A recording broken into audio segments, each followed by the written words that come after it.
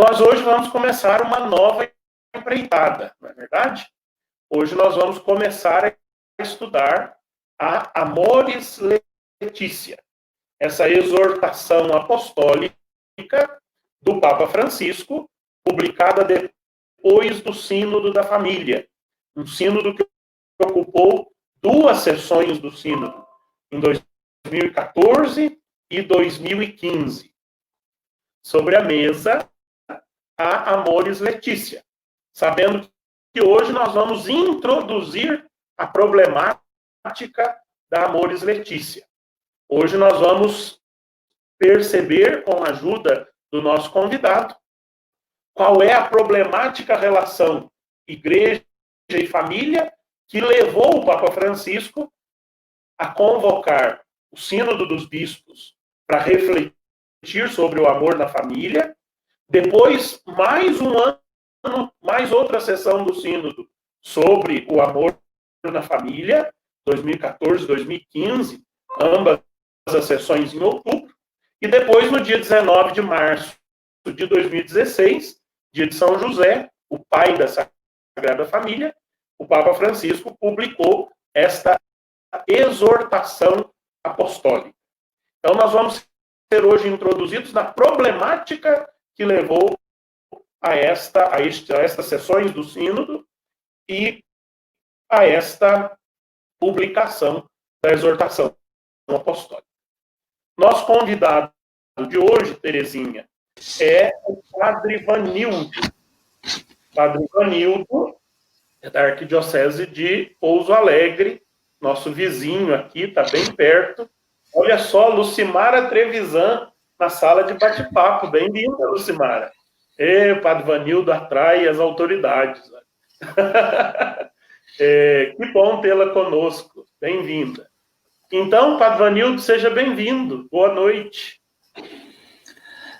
Boa noite, Padre Jean. Boa noite, amigos, amigas, tanta gente conhecida que nos prestigia, nos acompanha, e outros que não são conhecidos ainda, mas que estão unidos a nós na mesma missão, no mesmo amor pelo reino de Deus. É uma satisfação muito grande poder ajudá-lo nessa abertura da leitura e estudo desse documento tão importante para nós, que é Amoris Laetitia. Muito bem. O Padre Vanildo publicou há muitos anos atrás, não tantos assim, porque ele nem tem tantos assim, né? Mas há um bom tempo atrás, o Padre Vanildo publicou um livrinho. Ele está por aí, Padre Vanildo?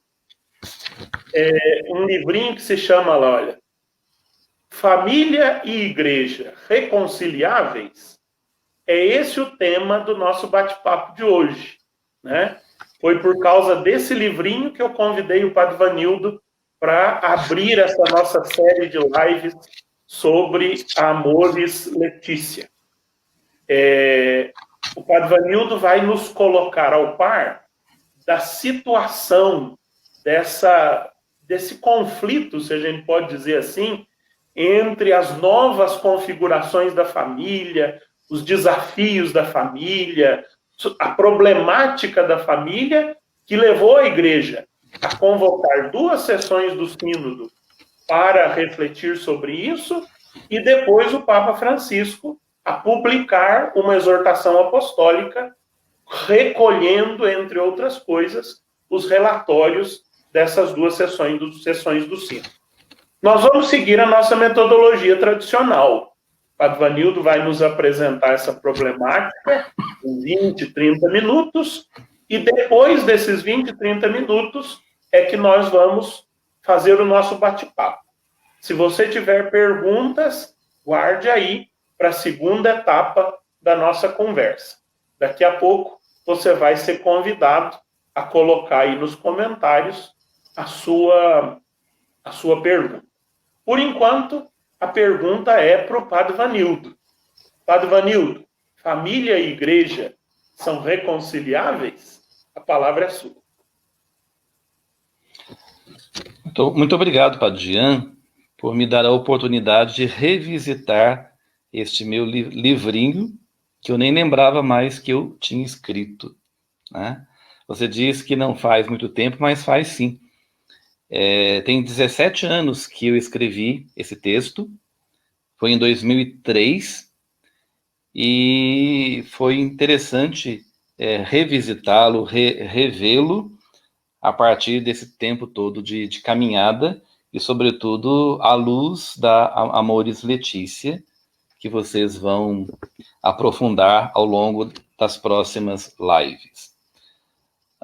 Naquela época, eu partia de um incômodo pastoral, ao ver tantas famílias afastadas da comunidade eclesial, ou porque não se sentiam à vontade, porque já haviam sido feridas pelo aguilhão da moral e do direito canônico, aplicados a elas sem caridade, digamos assim, sem misericórdia alguma, ou porque a própria comunidade havia criado barreiras para que essas famílias se integrassem, se sentissem família dentro da comunidade eclesial. E quando eu escolhi para o livro o título Família e Igreja Reconciliáveis, eu partia de um pressuposto de que havia um divórcio, ou estava se dando um divórcio. De um lado, tantas famílias em configurações bem variadas que vinham das transformações da segunda metade do século passado e começo desse século, e de outro lado, a igreja, no desejo de manter o modelo monolítico de família e com dificuldade para acolher e dialogar com as novas realidades das famílias. Eu sabia que havia um sofrimento de ambos os lados, tanto da parte das famílias quanto da parte da igreja, mas que um diálogo não estava acontecendo e que estava difícil uma reconciliação. Então é a partir dessa ideia, dessa figura, dessa metáfora da separação e da reconciliação que eu pensava esse livrinho. E eu comecei o livro com uma pequena história baseada em fatos reais.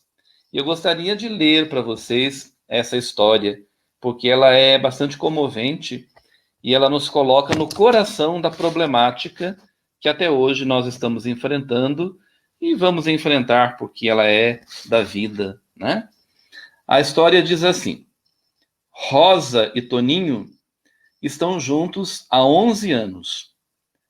Têm 2 filhos desta união e um adolescente com 16 anos do primeiro casamento de Rosa. Então vamos pensando aí, vamos imaginando a cena na nossa cabeça. Aos 25 anos de idade, ela se casara, grávida, mas seu casamento só durou 3 anos. Todos os seus sonhos de uma vida feliz e realizada haviam caído por terra, pois Ricardo, seu ex-marido, era infiel e irresponsável diante da vida familiar. Rosa sempre foi de igreja, nascida e educada na fé católica e acredita no casamento e na família. Lutou muito para não se separar, mas não conseguiu segurar a barra. Voltou para a casa de seus pais com um filho, onde moram até hoje. Passado 1 ano da separação, Rosa conheceu Toninho na escola onde trabalham. Ele era solteiro. A afinidade entre os dois foi crescendo, o amor foi se confirmando, até que resolveram morar juntos. Os pais de Rosa acolheram Toninho e tudo fizeram para que sua filha acertasse dessa vez. Afinal, eles a amavam e queriam vê-la feliz. E, de fato, ela acertou. Toninho é excelente companheiro e bom pai. É trabalhador e participa da igreja com Rosa. Aqui surge uma dificuldade. Mesmo tendo uma fé viva, participando da comunidade, ajudando na pastoral social da paróquia, Rosa e Toninho não podem comungar da Eucaristia. O padre disse-lhes que não podem, porque estão em situação irregular diante de Deus. Isso é motivo de sofrimento para eles, principalmente para Rosa. No ano passado, sua mãe faleceu, vítima de um câncer. Já à beira da morte, chamou Rosa e lhe disse: Filha, sei que vou morrer logo, mas quero lhe dizer uma coisa. Estou com mais de 70 anos. Já vi muita coisa mudar neste mundo. Sei que um dia a igreja também vai mudar o jeito de tratar pessoas em situação como a sua. Jesus vai iluminar. Um dia você vai poder comungar. Mas não fique triste, não. Se isso não acontecer enquanto você viver, tenho certeza que quando você morrer, Deus vai lhe dar a Eucaristia na porta do céu. E a partir daí, iluminado por essa história, a reflexão foi desenvolvida ao longo desse livrinho, que já não é mais editado pela Paulus, já saiu de circulação. No primeiro capítulo do livro, eu tratava sobre a família brasileira, fazendo alguns acenos históricos, né? Nós estávamos vivendo um acelerado processo de transformação social, sobretudo no processo de urbanização, de êxodo rural, que refletia diretamente na vida da família. O modelo familiar tradicional predominava, mas ao seu redor giravam outros modelos.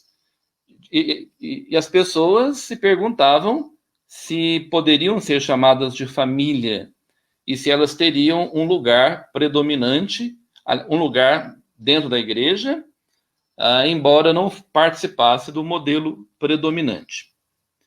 Falava da família na sociedade colonial e da hipocrisia que sempre reinou nos porões da Casa Grande.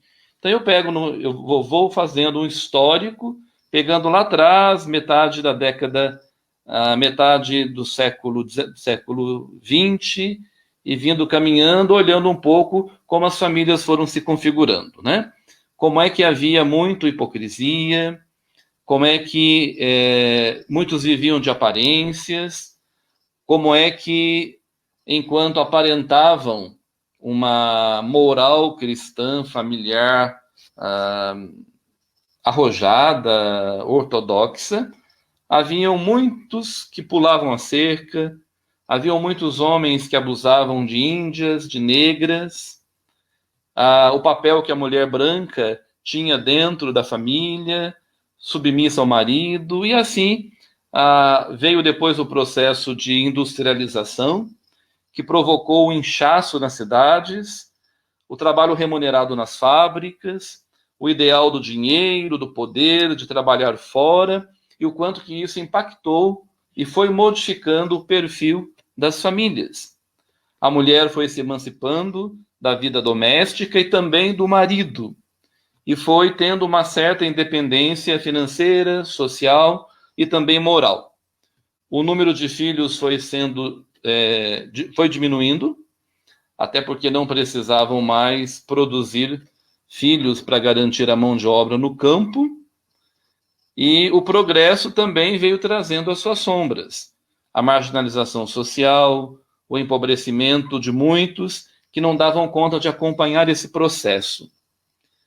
E depois a realidade dos divórcios, dos casamentos temporários e sem a bênção da igreja, como se diz até hoje, juntado com fé, casado é.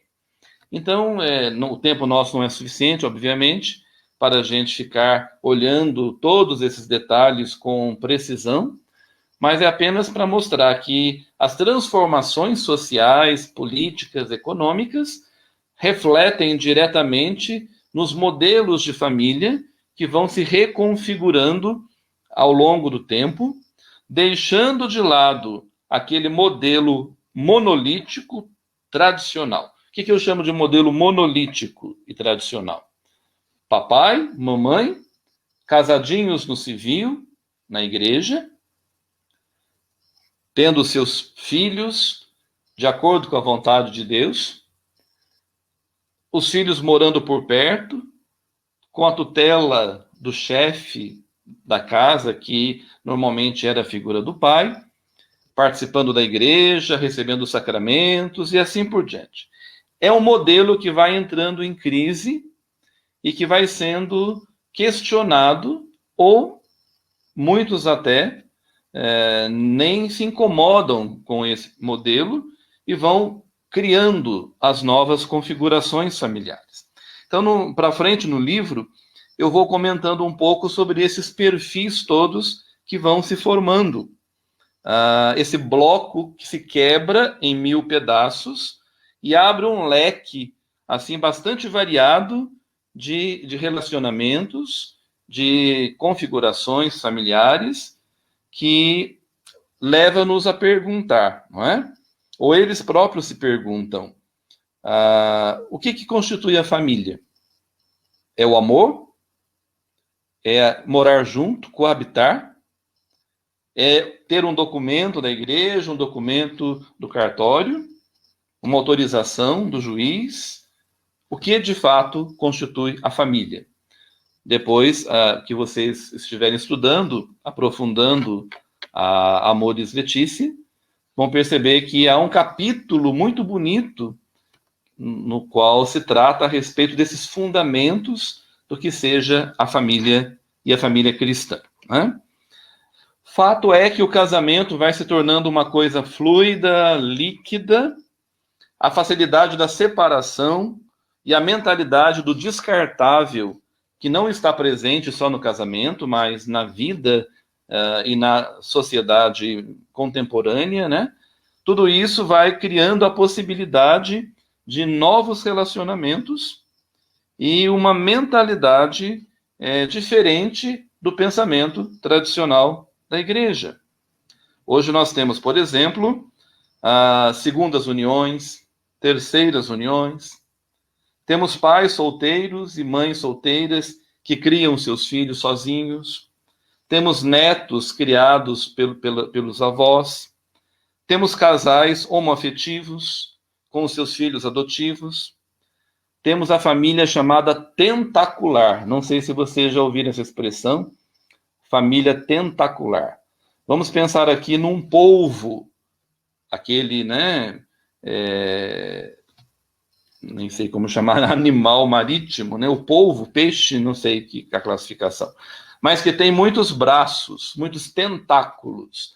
A família tentacular é aquela família em que o homem está no segundo casamento, a mulher também está no segundo casamento, ambos têm filhos dos casamentos anteriores, e um dia reúnem todos para um churrasco, por exemplo, e convivem muito bem, os filhos da outra com os filhos desta, as ex-mulheres, os ex-maridos, todo mundo se dá muito bem, e se ajuda, e se estima, e acham possível a convivência. É o chamado modelo tentacular de família.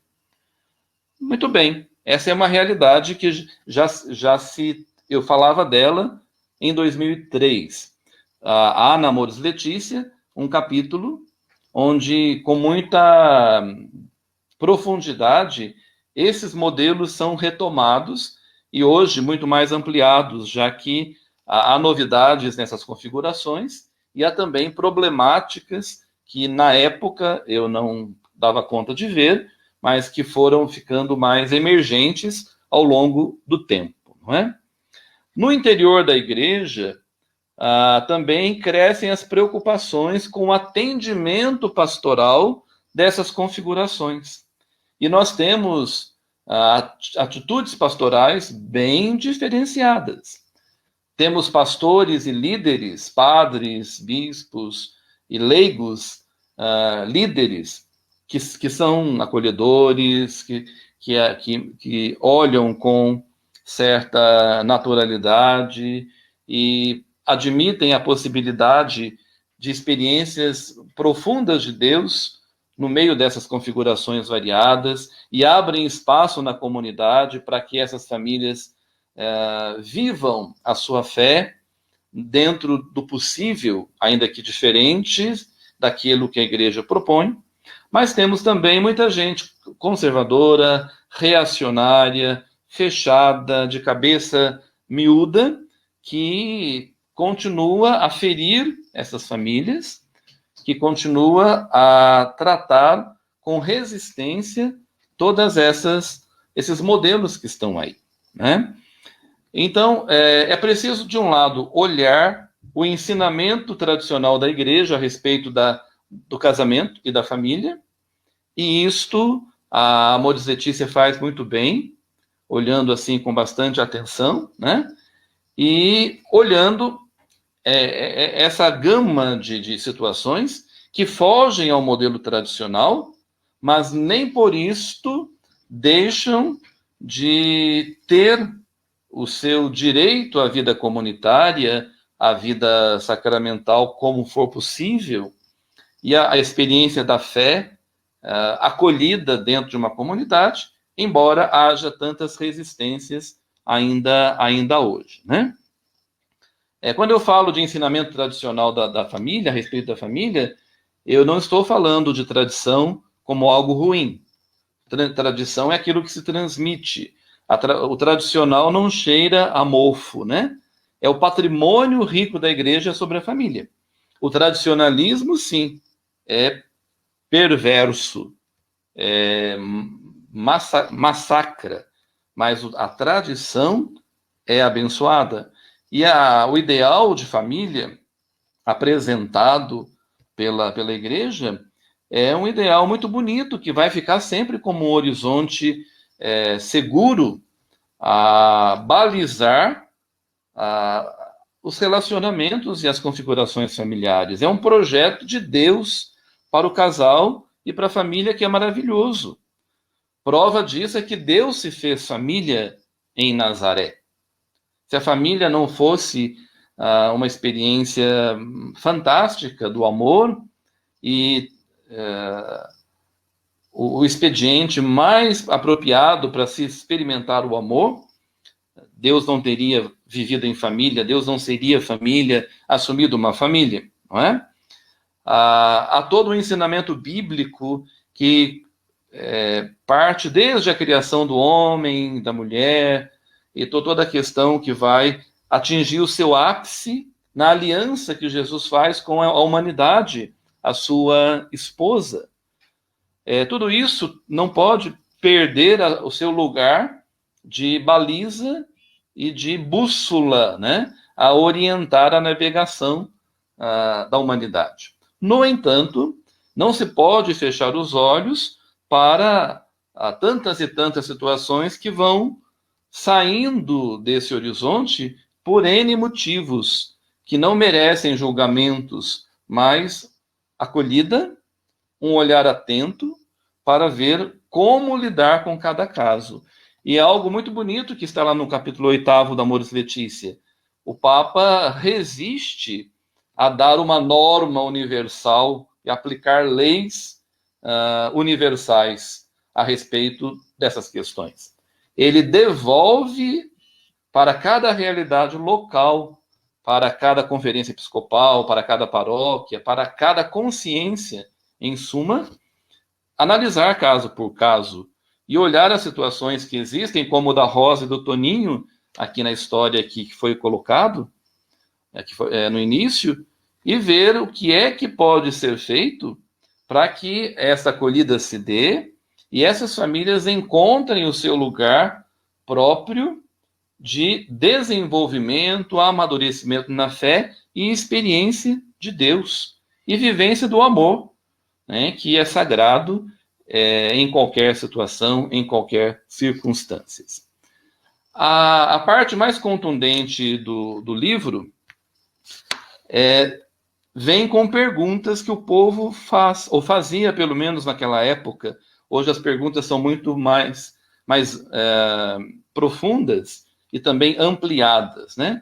Eu perguntava, por exemplo, por que as mães solteiras eram discriminadas dentro da igreja? Aí depois vem o Papa dizer, não existem mães solteiras, existem mães, né? Por que um casal em segunda união que vive bem não pode comungar? Forçar um casamento na hora da gravidez é o melhor caminho?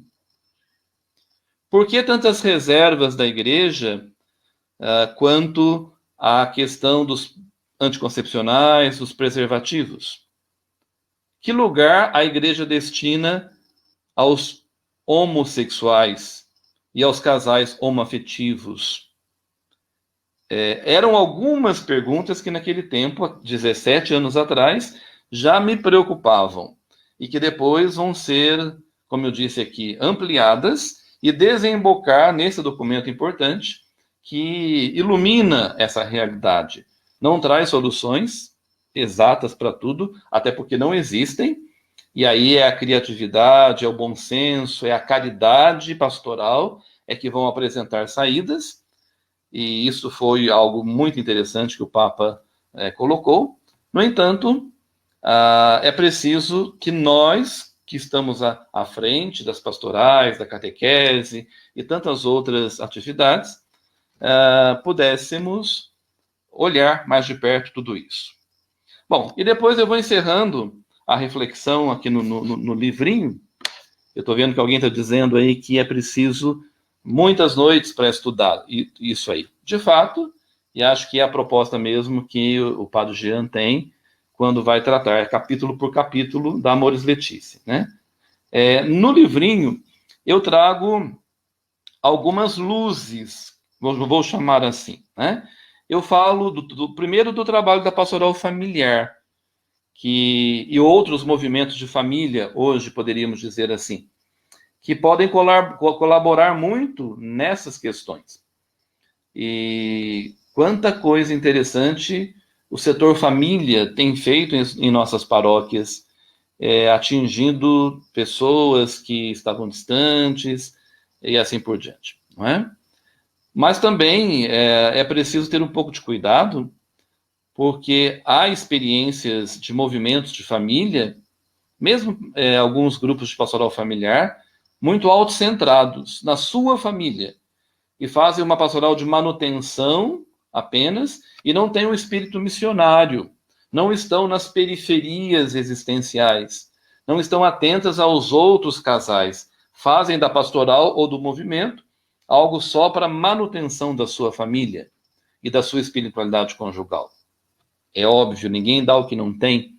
É preciso cuidar de si para cuidar bem dos outros. No entanto, há grupos fechados, mesmo em nome da pastoral familiar ou do setor família, que não se abrem para uma atividade missionária indo ao encontro das famílias. Então, lá no livrinho, eu vou apresentando algumas 7 dicas, né? Que podem ajudar nessa reconciliação da família com a igreja. Primeiro, libertar-se dos preconceitos e dos falsos moralismos. Ainda pesa sobre nós muito preconceito. Quando é a família dos outros, principalmente. Porque quando chega na nossa família, aí nós mudamos um pouco a nossa postura, infelizmente, não é? Deveríamos ser mais abertos para a realidade e ainda condenamos. É preciso conversão nesse sentido. Segundo, ter clareza da verdade evangélica que liberta. Será que aquilo que nós estamos repetindo há 2000 anos conserva sua fidelidade a Jesus e aos evangelhos no que se refere à dignidade humana, ao valor das pessoas, ao amor e aquilo que constitui o núcleo da vida familiar? Ou a pura doutrina, o puro ensinamento de Jesus foi distorcido ou anda distorcido muitas vezes na maneira como aplicamos a palavra e a doutrina da igreja em relação às famílias. Terceiro, ser uma igreja acolhedora e aberta à comunhão e participação. Né? A acolhida é fundamental. Eu posso discordar até o último segundo da posição de uma outra pessoa, mas eu preciso amá-la e respeitá-la, e não só ver defeitos naquilo que ela vive e faz, mas entender que também há coisas muito interessantes que eu não estou enxergando, que eu não estou vendo e que posso valorizar. Né? 4. Ter uma preocupação maior com a evangelização e não com a sacramentalização. Até quando vamos ficar apegados à ideia de que tudo se resume aos sacramentos? Não significa minimizar a importância dos sacramentos, mas eles têm o seu lugar dentro da caminhada cristã, e é preciso entender que a experiência de Deus transcende os 7 sacramentos. Até porque na história dos sacramentos houve tempo em que não foram só 7, eram muito mais do que 7. Depois a igreja os reduz a 7. São balizas importantes e forças importantes que nós temos no caminho. No entanto, a experiência de Deus vai além dos 7 sacramentos, não é? Depois, ampliar os conceitos de família e valorizar aspectos antropológicos do casamento e dos relacionamentos familiares. O que é família? O que constitui a família? Que valores existem naquelas relações que não estão adequadas a esse modelo importante que a igreja apresenta. 6, proporcionar aos jovens uma eficaz preparação para o matrimônio. Nós sabemos que graves problemas familiares vêm de matrimônios muito mal celebrados, de namoros, melhor dizendo, noivados e casamentos muito mal celebrados, muito mal entendidos, muito mal vividos. Quando se dá um acompanhamento aos jovens com clareza, com profundidade, com respeito e uma boa preparação, nós temos chance de ter famílias seguras e tranquilas na sua compreensão da sua vocação, da sua missão. Enfim, assumir a coragem cristã de rever a doutrina relativa ao matrimônio e à família. E aí entra a Amoris Laetitia, né? Que veio mexer nesses pontos todos e em muito mais do que isso. Veio trazer muita esperança, sobretudo para a pastoral, a ação pastoral da igreja, e abrir um horizonte muito especial para as famílias todas, também especialmente aquelas feridas, né, como o documento diz.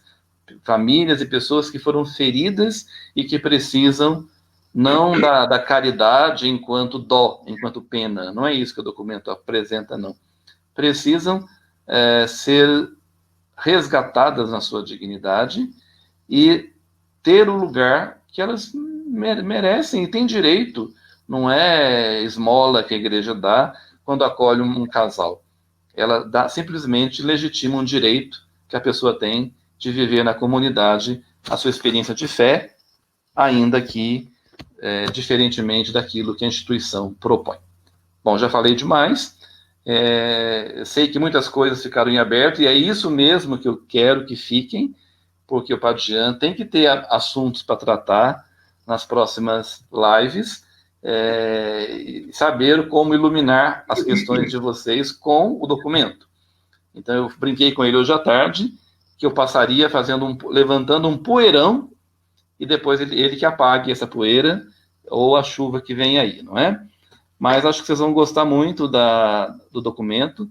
Muitos já conhecem, já estudaram, e vão ter oportunidade de aprofundar, mas ele é extremamente importante para iluminar toda essa realidade. Pronto, falei, né? É assim que a gente termina. Muito bem, muito obrigado, Padre Vanildo. Foi muito bom. Assim, de fato, provocou muitas questões, desde o início da sua fala.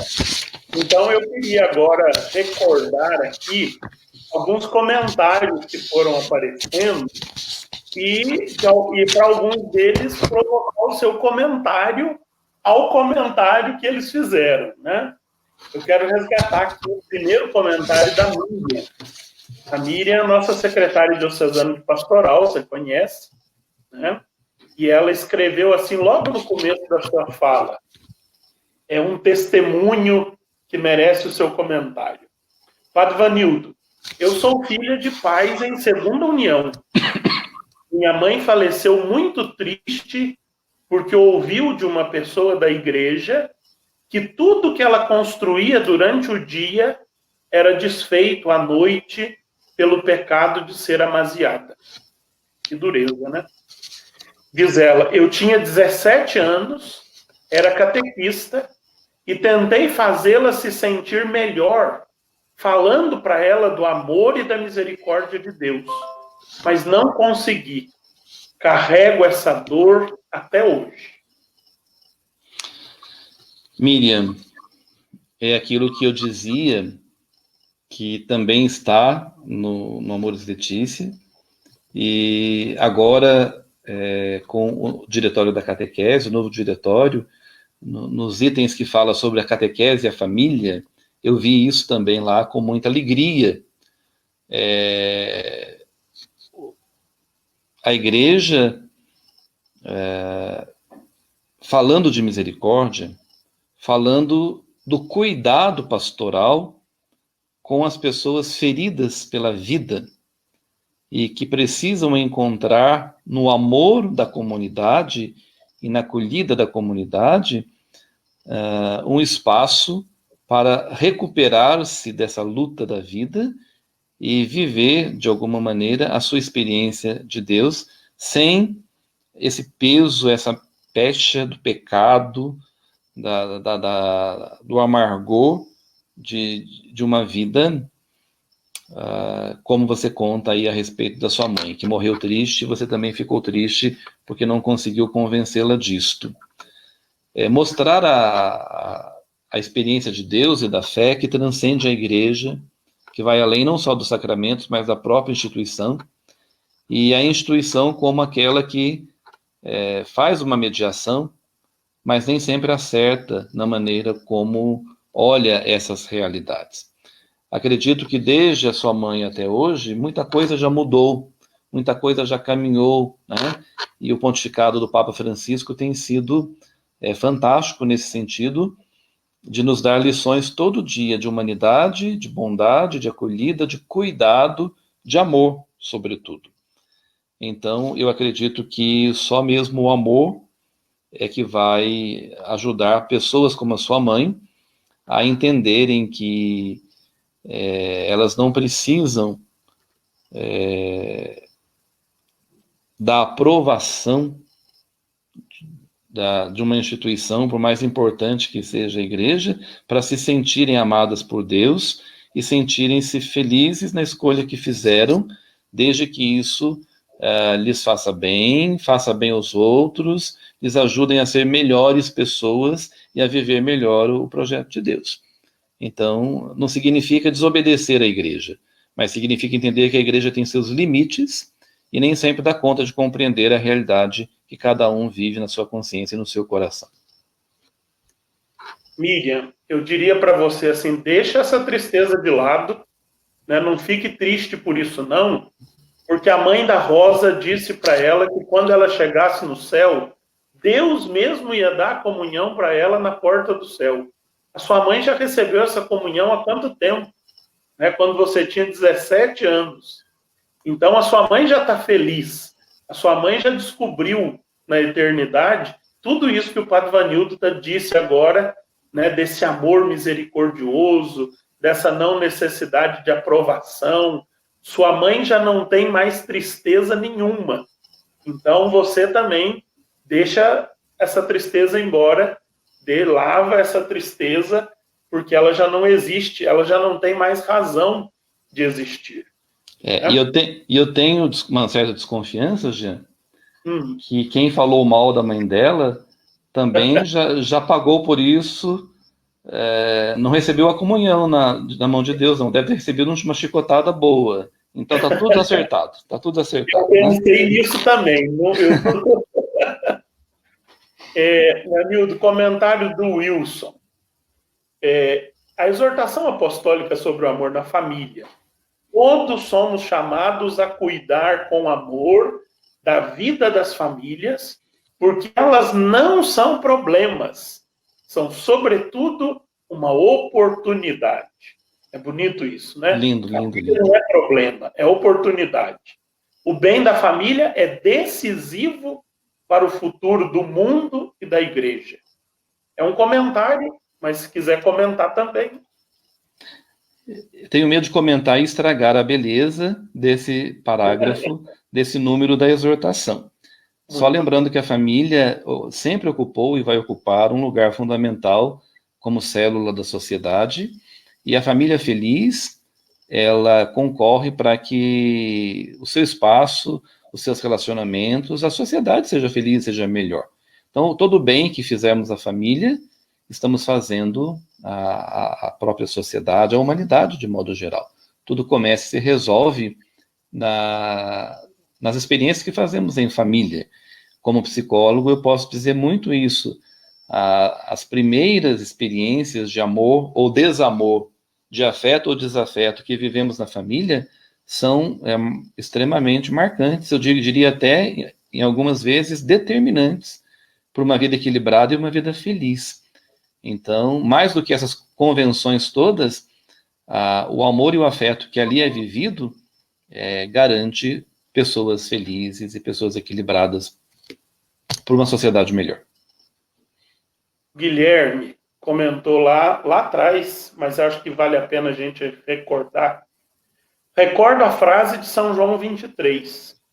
A bondade atenta, paciente e generosa chega muito mais longe e mais rapidamente do que o rigor e o chicote. É isso mesmo, né? Sim, com certeza. A igreja, ela é guardiã, ela se coloca na posição de guardiã do evangelho e da pura mensagem ensinamento, e do puro ensinamento de Jesus. E muitas vezes, influenciada por questões históricas e culturais de cada época, ela radicaliza um pouco a sua maneira de compreender certas questões, principalmente no campo ético, e às vezes cristaliza aquela visão por um tempo excessivo, não abrindo-se para outras realidades novas que podem ser reinterpretadas também à luz do mesmo evangelho.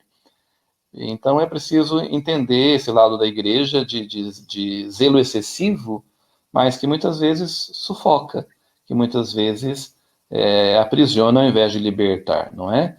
Então, quando olhamos para a figura de Francisco, que sabe fazer essa releitura da palavra e do ensinamento da igreja a partir de uma realidade muito pé no chão, e acho que o primeiro capítulo do Amoris Laetitia vai falar dessa realidade, desse pé no chão, nós ficamos assim louvando a Deus, porque de fato é um homem que entende a importância de retornar às origens evangélicas, retornar a Jesus Cristo. A Cláudia fez uma exclamação que eu quero transformar numa pergunta. Vanildo, há uma necessidade de um estudo mais aprofundado, aberto e lúcido do livro do Gênesis? Os dois extremos da Bíblia precisam de contínuas revisões e aprofundamentos, Gênesis e Apocalipse. Começa o Gênesis com tensão, termina com tensão, e nós não conseguimos até hoje uma boa compreensão de tudo isto. No que se refere especificamente à relação conjugal, ou ao masculino, ao feminino, à criação, ao projeto de Deus para o casal, para a família, com certeza o livro do Gênesis é fundamental naquilo que ele dá de referências para pensar esse projeto de Deus. mas às vezes muito mal interpretado, ou interpretado à luz de uma visão antiquada, superada, que foi possível no momento e que não foi ampliada, que não foi revista.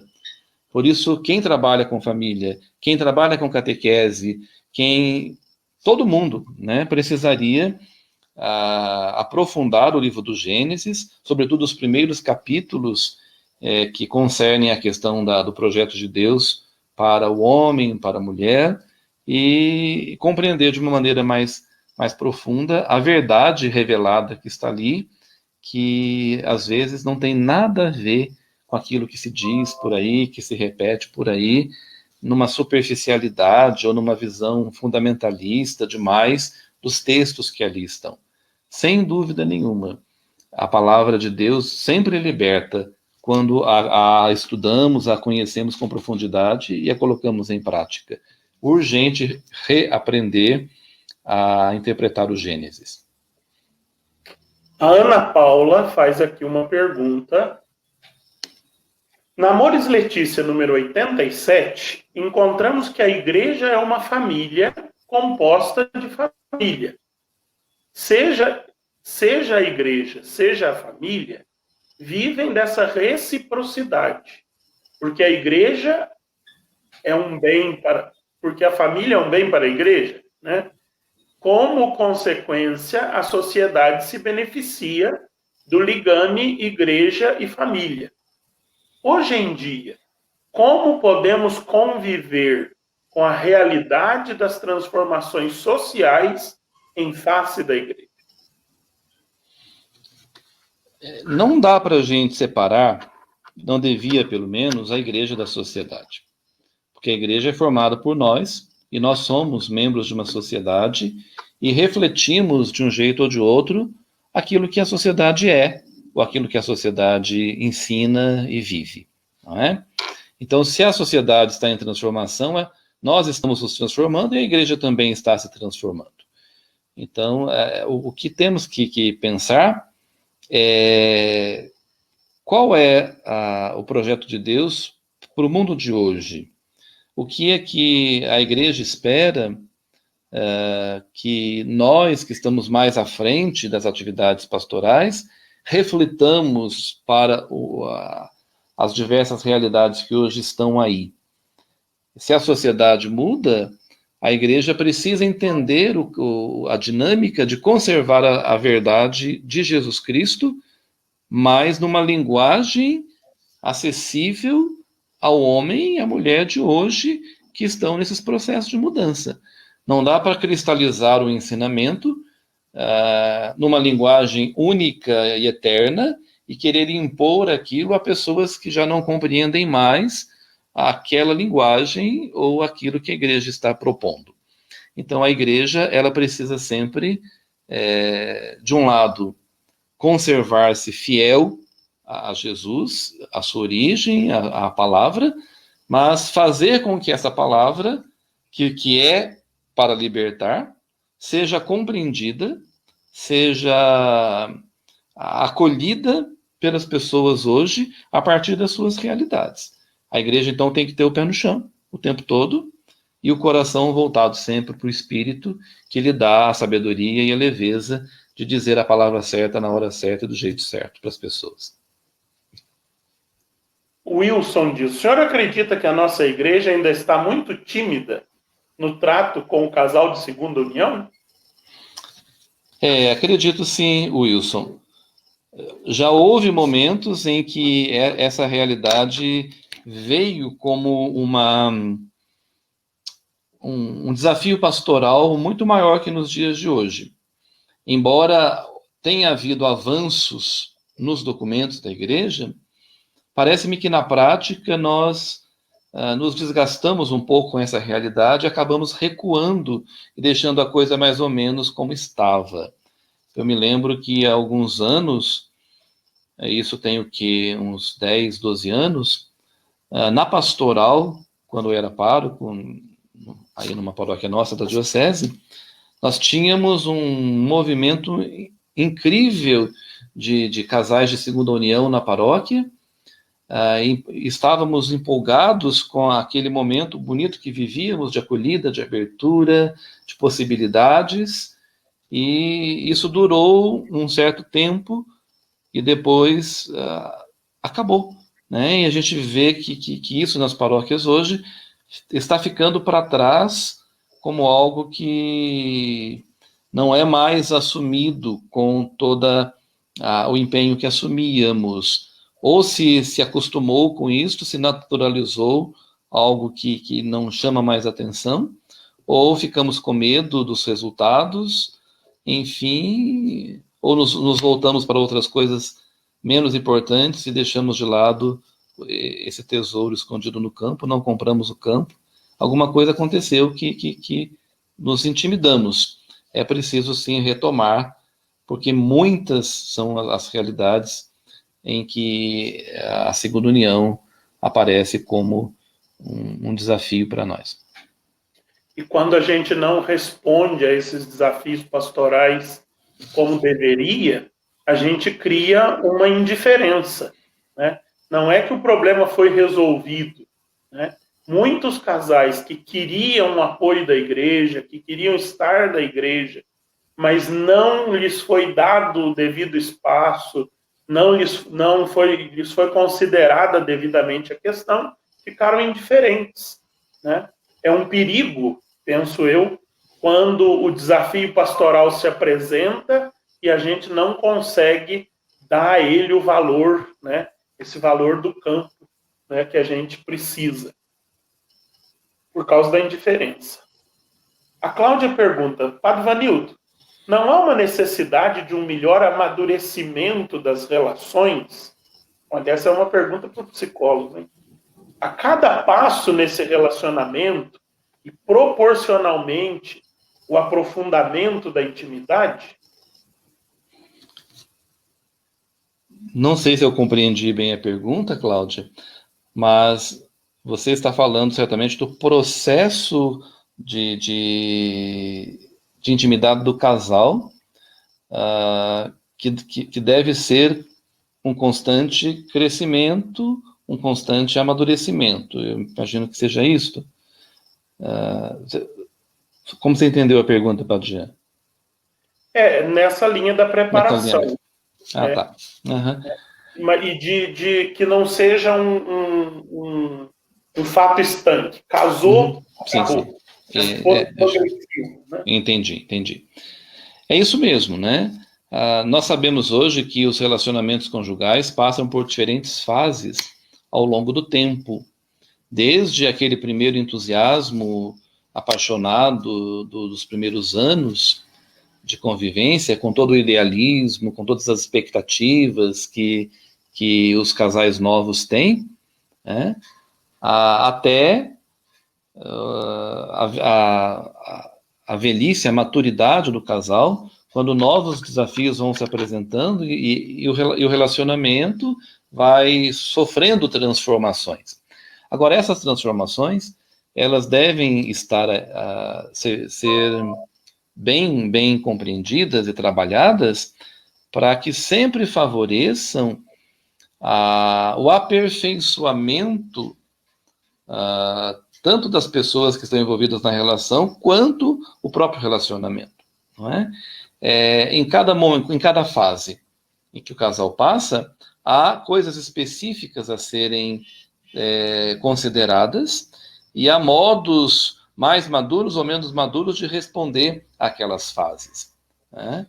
E isso é preciso ser acompanhado. Por isso que quando a pastoral familiar apresenta um projeto numa paróquia para trabalhar famílias, começa lá desde as crianças até os idosos, desde a preparação para o casamento, depois a atenção com os novos casais, depois o que fazer com os casais de meia idade, depois como pensar a velhice, como pensar a viuvez, que é algo que a Amoris Laetitia traz, né?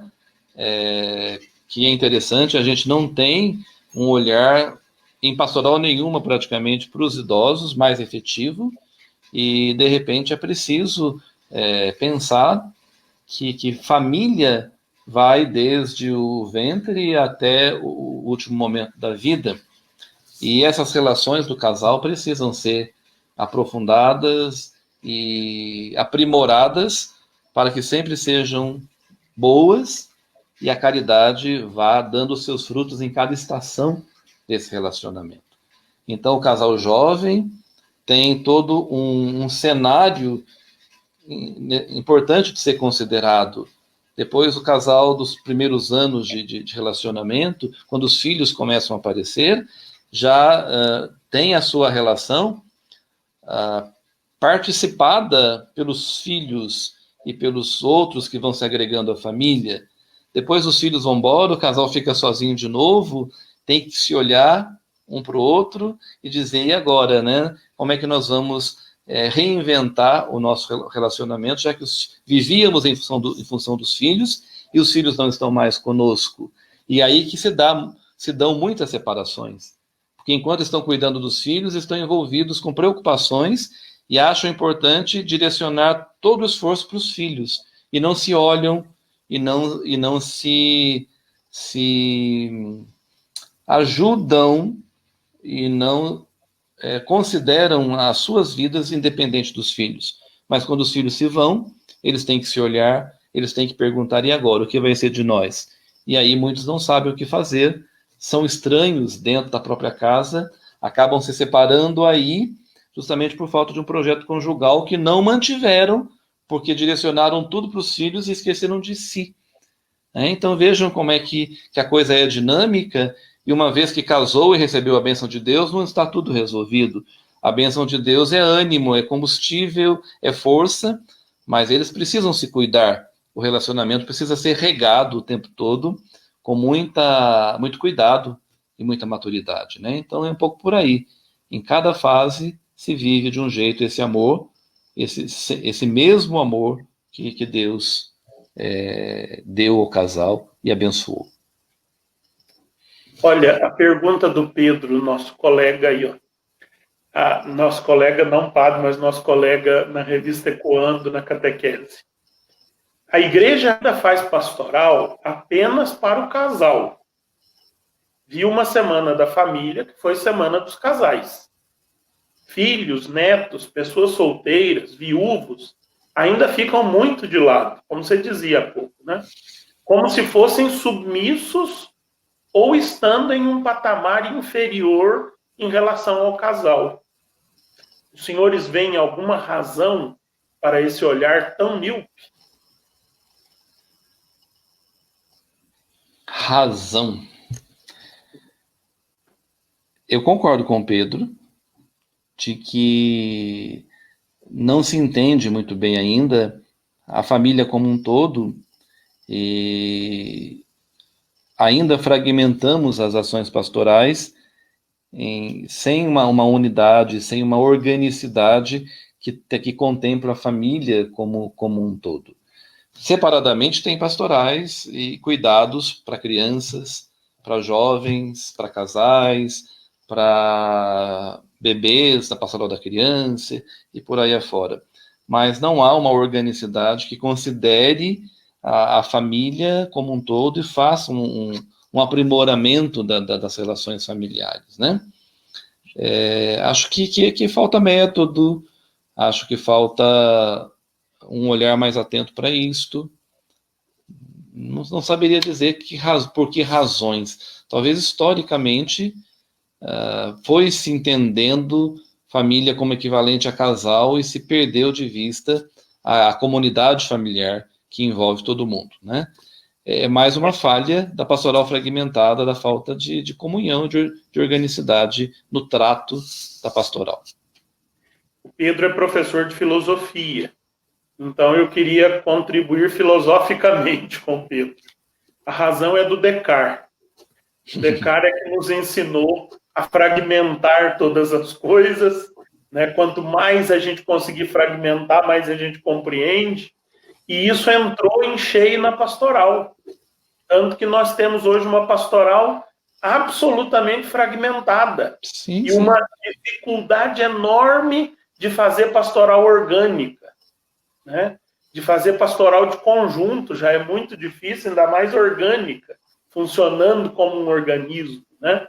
E quando a gente tenta, a gente corre riscos, porque a nossa mente, a nossa cabeça está formatada nas gavetinhas, né? Eu me lembro de um esforço da pastoral familiar diocesana, talvez aí há uns 20 anos atrás, não sei se alguém que está aí na sala vai lembrar disso, mas no tempo em que o padre Simão era o assessor da pastoral familiar e era também meu reitor no seminário, a pastoral entendeu e olhou para essa realidade, dizendo assim, nós temos que ampliar o conceito de pastoral familiar.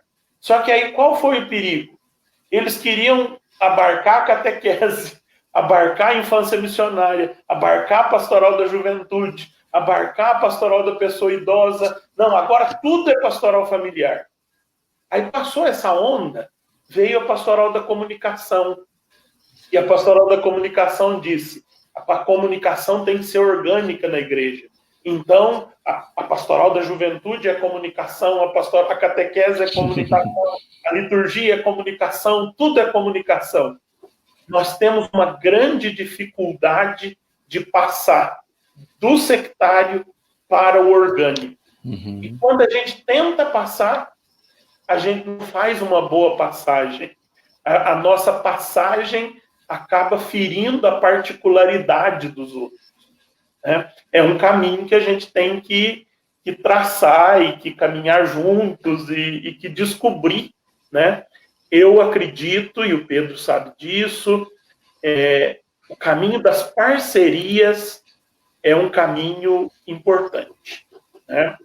Nós, aqui na Diocese da Campanha, há uns anos atrás, 2004, por aí, nós fizemos um trabalho parceiro, catequese e família de mãos dadas. Né? Nem a catequese vai tomar a família, nem a família vai tomar a catequese. Mas nós vamos sentar junto e vamos pensar como é que a catequese se relaciona com a família. Né? Eu acho que esse caminho de parcerias é um caminho mais seguro, mais... Diga. Se for pensar bem, essa fragmentação toda chega a ser até uma burrice pastoral. Porque os esforços que se envidam para fazer as mesmas coisas em diversos setores são imensos, o desgaste é muito grande, o cansaço vem. Estamos vivendo hoje um fenômeno muito interessante de estresse pastoral, muita gente largando tudo, abandonando tudo, e porque não aguentam mais fazer na igreja. E muitas vezes ninguém cuida desses cuidadores dos outros, ninguém também dá um suporte para essa liderança e vem um cansaço que arrebenta com todo mundo. Se soubéssemos sentar à mesma mesa, planejar juntos ações que pudessem ser vividas organicamente, os resultados seriam melhores, o cansaço seria menor, os frutos viriam com mais rapidez, as competições diminuiriam bastante dentro da própria igreja, e com certeza nós seríamos mais assertivos, porque às vezes damos tiro para todo lado e não chegamos a ninguém, porque não sabemos exatamente o que nós queremos e com quem podemos contar, não é? Então, o Pedro tem razão de dizer que a pastoral familiar muitas vezes é pastoral de casal e não de família, porque nós não sabemos pensar juntos. Eu queria dar mais um exemplo ainda na questão do Pedro, até para dizer ao Pedro que nem tudo na Semana da Família foi só para casais. Né? Eu, como coordenador de pastoral, fiz uma parceria com a pastoral familiar e na Semana Nacional da Família, eu preparei, a partir do material nacional, um audioguia para oração em família, e deixei isso muito claro no primeiro, na preparação que nós fizemos, que era para chamar a avó, o vô, o tio, o sobrinho, o enteado, o agregado, todo mundo, para rezar juntos na Semana Nacional da Família. Nós conseguimos aí, pelo grupo do WhatsApp, alcançar cerca de 250 famílias que receberam, durante a semana, esse audioguia para oração matinal, em vista de toda a família. Isso para reforçar o quê?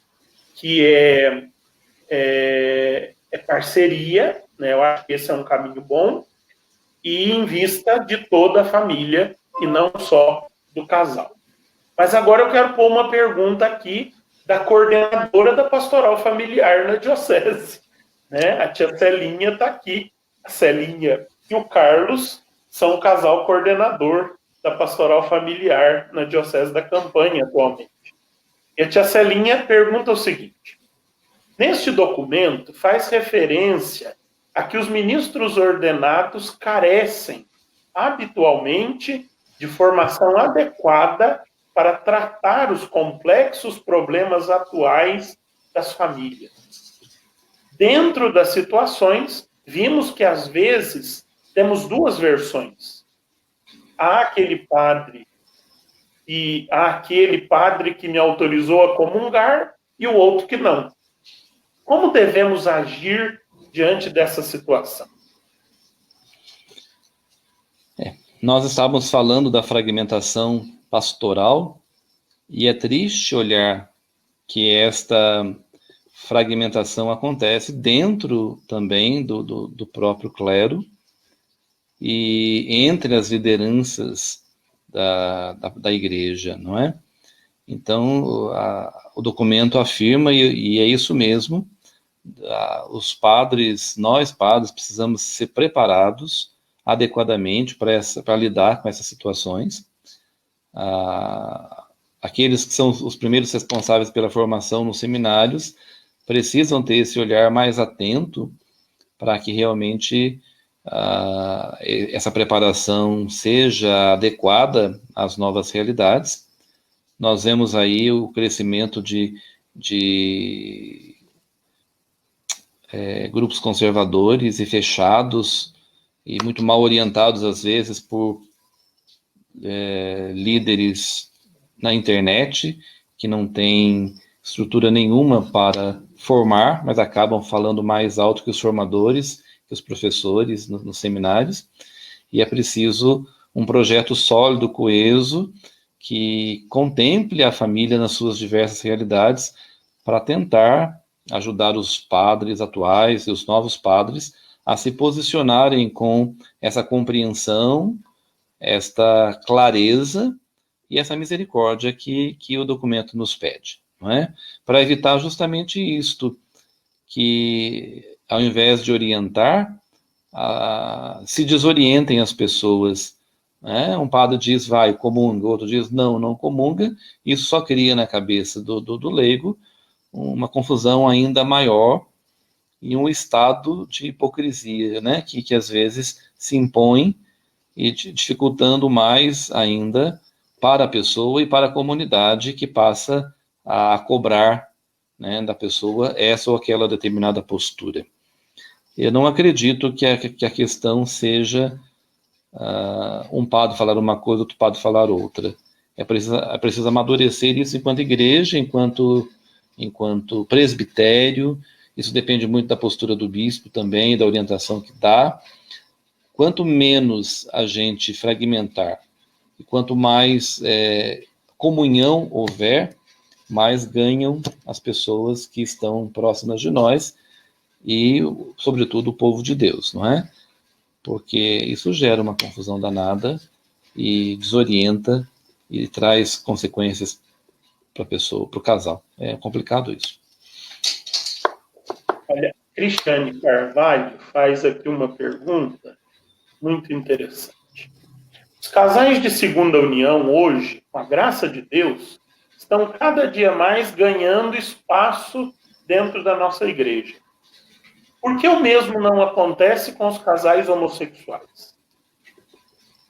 Cristiane, você toca numa questão extremamente delicada, mas que merece realmente ser contemplada e com urgência. Você já está lá na frente pensando nos casais homossexuais.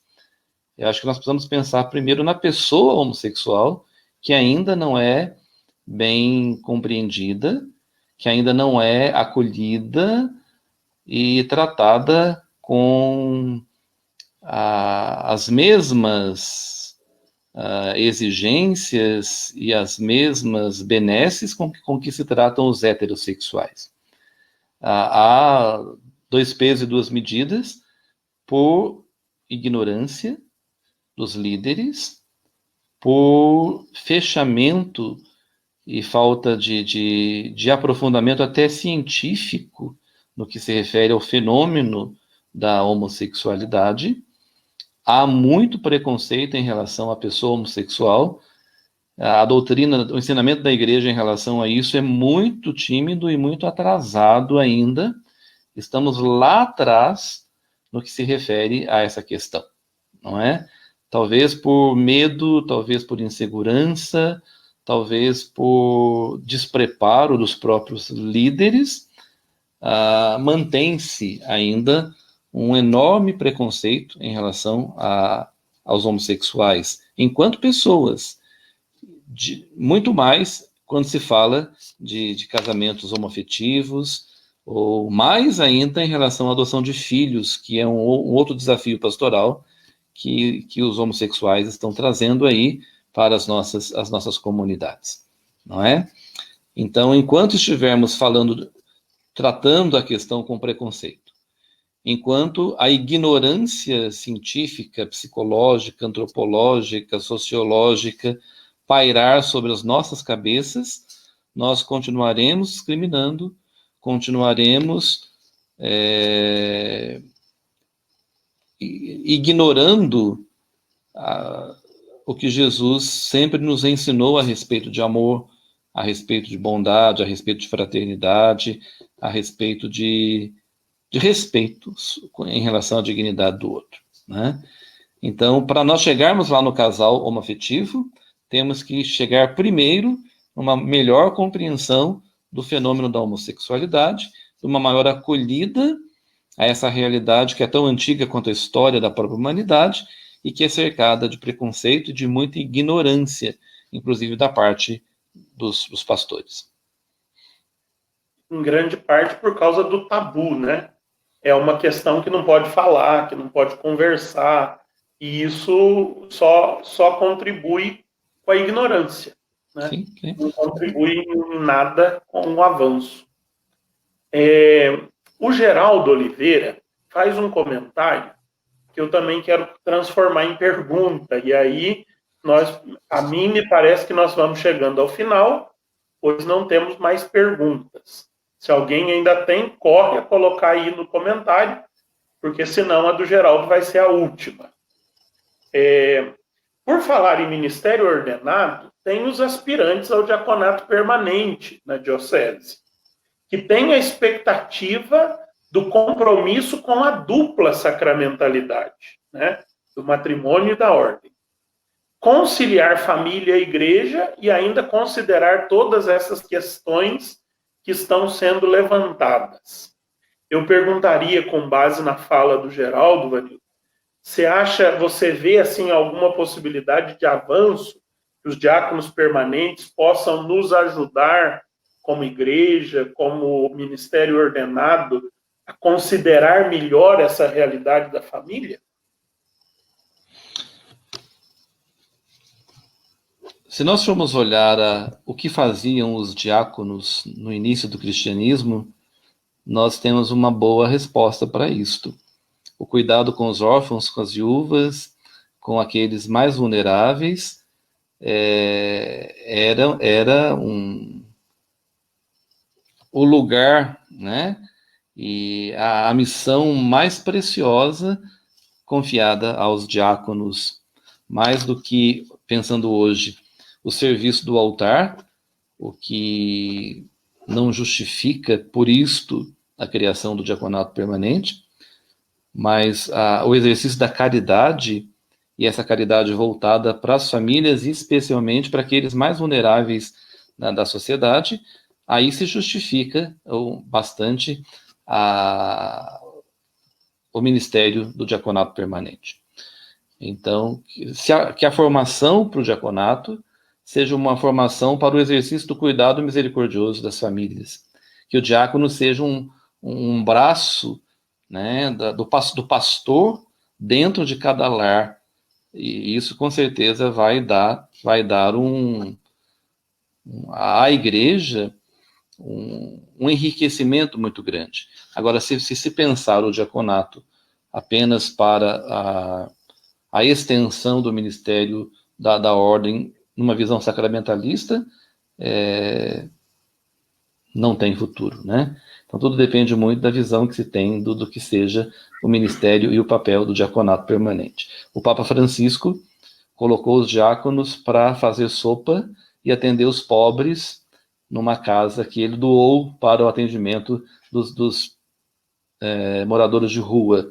Ele fez questão que os próprios diáconos cozinhassem e servissem a comida para os pobres de Roma e os que passarem por ali, né? E disse a um dos diáconos cerimoniários: eu não quero você aqui segurando a minha casula para cá e para lá, eu quero você como a minha presença lá no meio dos pobres, lá nas ruas. Então, se entendemos o diaconato permanente nessa dupla dimensão, do altar para a vida, da vida para o altar, com certeza é uma grande riqueza para a igreja e é preciso investir, mas numa exata compreensão a partir das origens do diaconato. A Rita Baldini me lembrou aí que tem uma pergunta da Lucimara. Eu não tinha visto, mas fui procurar e encontrei, e acabei encontrando uma outra também, da Sônia. Então, vou fazer a da Lucimara primeiro, depois faço a da Sônia. Padre Vanildo, poderíamos ter realmente projetos pastorais que atendessem essas diferentes famílias nas suas diversas fases, acho? Como você descreve? Você conhece experiências interessantes em paróquias ou dioceses? Olha, Lucimara, que bom que você está aí, saudade de você, né? Fico feliz com a presença sua, do Edivar, outras pessoas aí tão queridas, de que tanto tempo a gente não vê participando aqui dessa live. Com certeza, o Padre Jean até já falou um pouco isso, da dificuldade da pastoral orgânica e do como que a resposta estaria aí, né, num processo de enxugar esse número gigantesco de pastorais e movimentos que nós temos, de ter metas mais claras para a pastoral diocesana, paroquial, de saber exatamente o que se quer no que se refere a essas famílias e pensar projetos e pensar propostas envolvendo e distribuindo tarefas de acordo com os dons e ministérios de cada pastoral, de cada movimento. O que tem acontecido? Tem acontecido que estão brotando de todo lado ministérios, movimentos, comunidades, para atender demandas que poderiam ser direcionadas e todos os esforços congregados quando se tem um bom projeto de pastoral orgânica, né? Eu conheço algumas paróquias onde já se ensaia uma certa pastoral orgânica.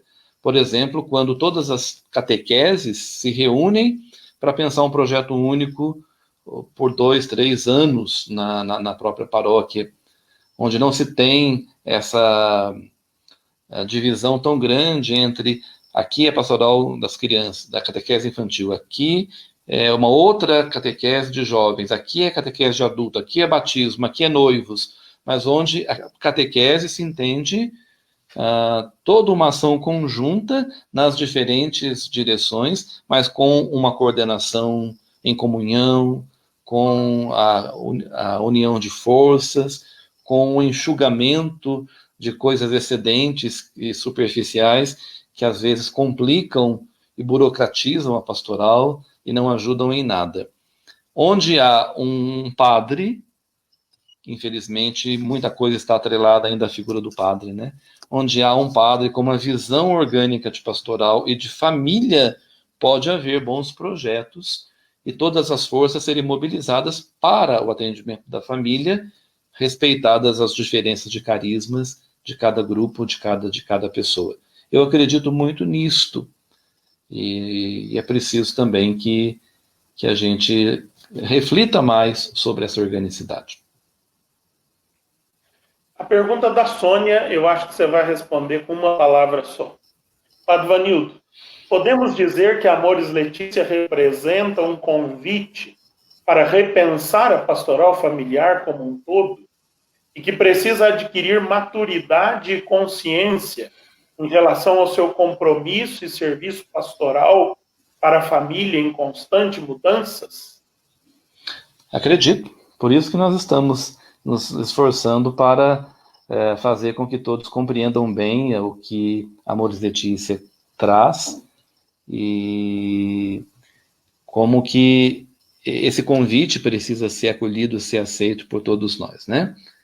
A família é preciosa, a família precisa ser olhada com muito carinho por nós e isso justifica todo esse esforço que estamos fazendo aí de conversar sobre o assunto e pensar alternativas boas para o trabalho pastoral.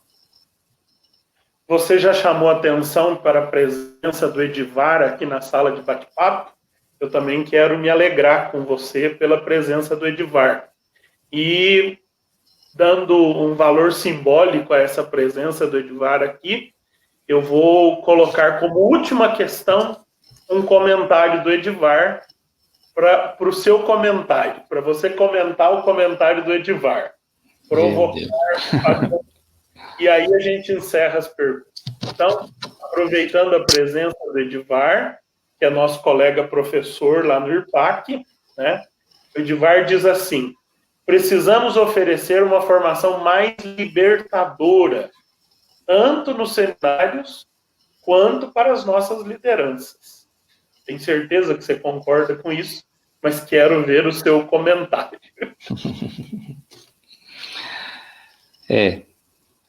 Olhando os embates de Jesus com os fariseus, com os doutores da lei, e o quanto havia de doutrinas congeladas do passado e mal compreendidas no tempo de Jesus, e como que ele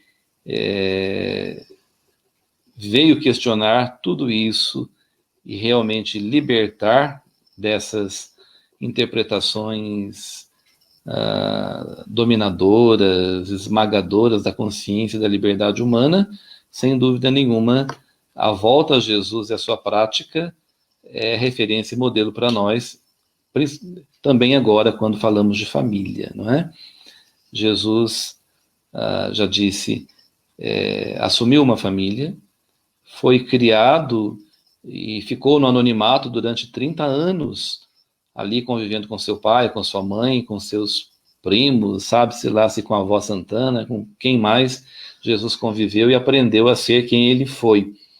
Então, a presença dele e a experiência de família que Jesus teve fez com que ele tivesse também aquela postura tão amorosa e tão humana em relação às outras famílias e aqueles que eram marginalizados de suas famílias estavam pelas ruas precisando da acolhida e da liberdade que Jesus veio trazer. Então, é por aí, né? Que os nossos seminaristas, os nossos padres, os nossos líderes não percam a referência do Jesus libertador e, se for preciso, às vezes, saibam pegar o chicote, não para chicotear o povo que já está tão ferido, mas chicotear aqueles que estão, em nome da fé, ainda ferindo, ainda abrindo feridas no coração e na consciência do povo. Muito bem, eu quero ainda só fazer notar aqui a presença do padre Carlos Henrique, que está aqui agradecendo a nossa conversa, o nosso bate-papo. Padre Carlos Henrique, que é o assessor diocesano da Pastoral Familiar da Diocese da Campanha. Então, obrigado, Padre Carlos Henrique, pela sua presença, pela sua parceria também na divulgação dessa live. E daqui uns dias, num dos capítulos da Amores Letícia, é o senhor que vai estar aqui conosco para conversarmos sobre esses desafios da família e o que a igreja aponta como caminhos. Antes de agradecer o Padre Vanildo, eu queria retomar aqui uma palavra do número 7 da Amoris Laetitia, quando o Papa Francisco diz assim: poderá ser de maior proveito tanto para as famílias quanto para os agentes da pastoral familiar aprofundar pacientemente uma parte de cada vez da exortação apostólica. É isso que nós vamos fazer, e é isso que nós estamos fazendo. Hoje nós fomos introduzidos nessa problemática da família. A partir de quinta-feira que vem, nós vamos estudar parte por parte, capítulo por capítulo, da exortação apostólica Amoris Laetitia. Então, eu quero convidar você a voltar. Serão, com a de hoje, 10 quintas-feiras sobre Amoris Laetitia. Então, já reserve aí na sua agenda as próximas 9 quintas-feiras para que você não perca esse bate-papo. Você sabe, mas eu tenho que lembrar que a nossa divulgação da live conta com a parceria do Gustavo. Então, se você quer uma arte digital ou impressa, desenvolvida com bom gosto e profissionalismo, pede para o Gustavo. Está aí o e-mail do Gustavo, gustavo@opçãoartesgráficas, sem cedilha, sem tio e sem acento, .net.br. É o Gustavo quem faz as artes que a gente usa na divulgação das nossas lives. Se você quer conhecer o trabalho do Gustavo, além das artes que ele faz para as nossas lives, visite lá o site do Gustavo, pede para o gustavo.com.br. O Gustavo é parceiro da nossa live e eu não posso terminar sem lembrar essa parceria fundamental do Gustavo conosco. Lembrar também que as nossas lives ficam depois salvas aqui no meu Facebook pessoal e no YouTube da Paróquia de Cariaçu. Então, a partir de amanhã, ela já está lá no YouTube Paróquia de Cariaçu. Se você quiser mandar o link para alguém que perdeu a live hoje, eles podem assistir a partir de amanhã. A partir de hoje, já aqui no Facebook. A partir de amanhã, no YouTube Paróquia de Cariaçu. E assim, nós vamos espalhando essa boa notícia, essa boa reflexão que nós vamos fazendo aqui na nossa página. Padre Vanildo, tem muitos comentários aqui agradecendo, aplaudindo, lamentando que já acabou e assim por diante. Então, nós queremos agradecer muito. Eu sou testemunha do seu empenho, do seu trabalho, de quantas lives você tem feito nesses últimos tempos, e agradeço demais por ter aceitado esse convite.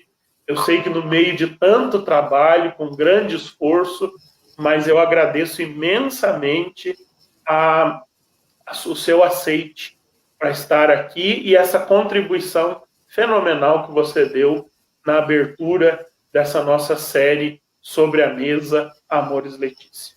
Obrigado. Padre Jean, eu agradeço muito o seu convite.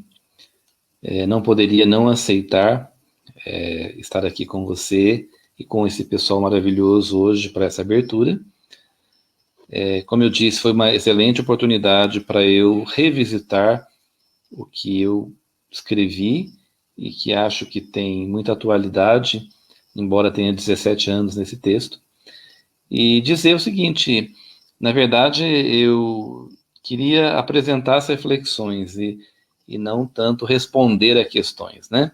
Então, espero que tenha deixado um gostinho de quero mais para todo mundo e, de alguma maneira, motivado as pessoas a continuarem nesse estudo importante que será feito a respeito do documento. Foi muito bom, como eu disse, rever amigos, ou pelo menos ter esse contato, essa presença diferenciada, mas tão afetiva quanto se estivéssemos fisicamente juntos, e ver tanta gente interessada, empolgada com a caminhada, mostrando um amor muito grande pela igreja. Isso nos incentiva, nos motiva a continuar firmes na missão.